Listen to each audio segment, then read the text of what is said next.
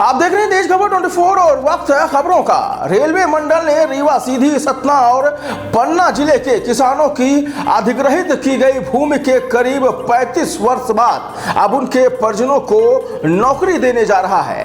लगातार किसानों द्वारा किए जा रहे आंदोलन के बाद अब उनकी मेहनत रंग लाई है। इन किसानों के वारिसों को रेलवे मंडल द्वारा नौकरी दिए जाने का पत्र अब जारी कर दिया गया है।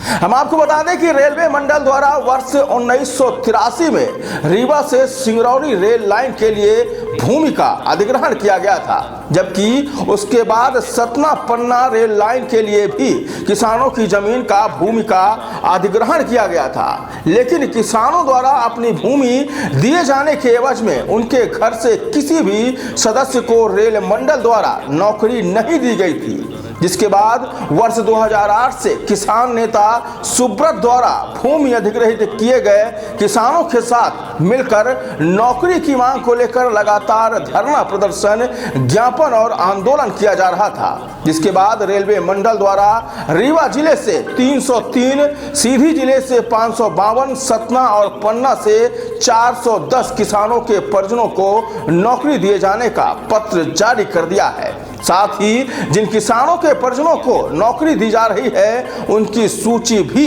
वेबसाइट पर जारी कर दी गई है। रेलवे मंडल द्वारा किए गए जमीन अधिग्रहण के लगभग 37 वर्ष बाद एक बार फिर किसानों के चेहरे पर खुशी वापस लौटी है।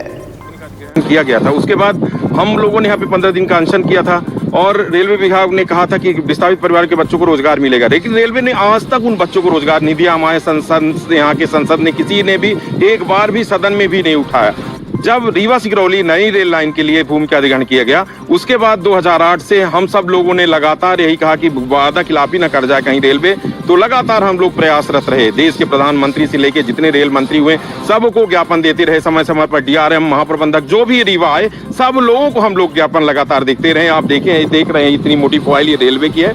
उसके बाद क्या हुआ कि अभी हाल ही में हमारे यहाँ रेलवे के महाप्रबंधक जी आए थे रीवा, तो हम लोगों ने ज्ञापन दिया था और साफ शब्दों में कहा था कि रोजगार नहीं तो रेल नहीं। तो महाप्रबंधक जी ने उसमें को बहुत ही गंभीरता से लिया और उसके बाद हमें एक रेलवे मंत्रालय द्वारा पत्र आया, जो कि ये पत्र है, आप देख सकते हैं कि उसमें हमें सूचना दी गई कि रेलवे में विस्थापित किसान परिवार के बच्चों को रोजगार के लिए जो भी बच्चे विस्थापित हैं उनकी सूची रेलवे की वेबसाइट में जारी कर दी गई है। आपको हम बतला रहे हैं कि रीवा सीधी सिंगरौली रेल लाइन और साथ ही सतना पन्ना नई रेल लाइन से विस्थापित किसान परिवार के बच्चों को रोजगार मिलने जा रहा है। रीवा से 303, वहीं सीधी से 552 और सतना पन्ना से 410 परिवार के बच्चों को रोजगार रेलवे ने दी है। वो रेलवे ने ये सूची वेबसाइट में डाली है, आपको हम दिखलाना चाहते हैं। ये सूची है रेलवे की और ये वेबसाइट में डली हुई है और हम आप सबके माध्यम से रेलवे को, रेलवे के महाप्रबंधक को